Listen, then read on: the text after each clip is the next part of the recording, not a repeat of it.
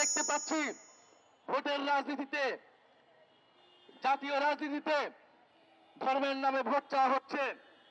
বাংলাদেশ 90% মুসলমানের দেশ।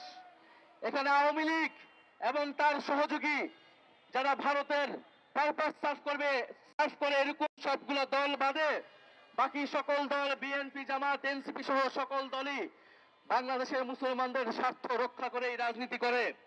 ফলে এখানে যেমন মুক্তিযুদ্ধের নামে দেশকে বিভাজন করা যাবে না, ইসলামের নামেও দেশকে বিভাজন করা যাবে না।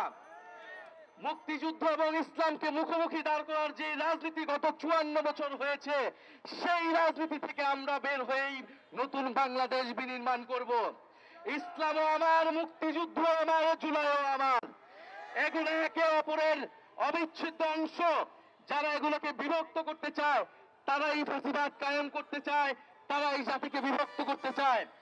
ফলে আজকে 16 ডিসেম্বরে আমাদের যেই সংকল্প, যে 1947 সালে আজাদীর লড়াই, 71-এর মহান মুক্তিযুদ্ধ এবং 24-এর জুলাই বিপ্লব, সেই বিপ্লবের এই 3টি লড়াইয়ের আকাঙ্ক্ষা ছিল সাম্য, মানবিক মর্যাদা এবং সামাজিক সুবিচার, বৈষম্যহীন একটি রাষ্ট্র এবং গণতান্ত্রিক একটি রাষ্ট্র কায়েম করা। বাংলাদেশে আমরা সেই লড়াই শুরু করেছি, আধিপত্যবাদ বিরোধী লড়াই আমরা শুরু করেছি। এই লড়াই আমাদের অব্যাহত থাকবে। আজকে 16 ডিসেম্বর আমরা আগ্রাসন বিরোধী যাত্রা করেছি। 1971 সালের 1972 সালের 16 ডিসেম্বর আগ্রাসন বিরোধী কর্মসূচি পালিত হয়েছিল। সেই লড়াই আমরা শুরু করেছিলাম 71 সালের মধ্যে।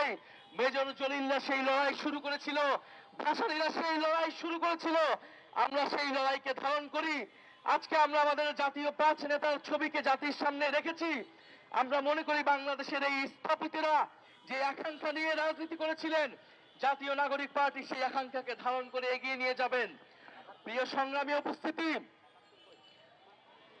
এই মুহূর্তে আমাদের করণীয় কর্তব্য ঠিক করতে হবে। শরীফ ওসমান হাদির গুলিবিদ্ধ হওয়ার পর এটাকে খুবই সহজভাবে দেখার আর বিষয় নাই।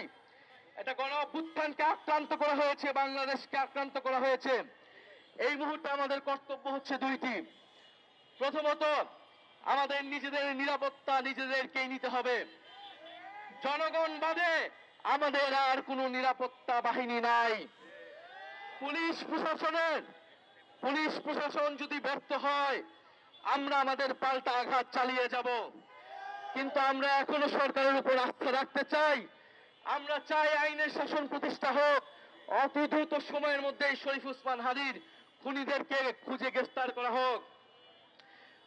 জনগণের কাছে আমাদের আহ্বান, আপনারা প্রত্যেকটা গ্রামে, প্রত্যেকটা মহল্লায়, পাড়ায় আধিপত্যবাদ বিরোধী, সন্ত্রাস চাঁদাবাজ বিরোধী কমিটি গঠন করুন। নিজেরা ঐক্যবদ্ধ থাকুন। জুলাই অভ্যুত্থানে কোনো পুলিশ প্রশাসন ছিল না, কিন্তু আপনারা আমরা মিলেই নিরাপত্তা বেষ্টনী তৈরি করেছিলাম। আমার দেশের হিন্দুদের আমরাই রক্ষা করেছি, আমার দেশের মুসলমানদের আমরা রক্ষা করেছি, আমার দেশের শিশুদেরকে, তরুণদেরকে আমরা রক্ষা করেছি। ইনশাল্লাহ বাংলাদেশকে যারা আঘাত করতে চায়, যারা আমাদেরকে ভয় ভীতি দেখাতে চায়, তাদেরকে আমরা আমাদের নিজেদের ঐক্যের শক্তি দিয়ে প্রতিহত করব।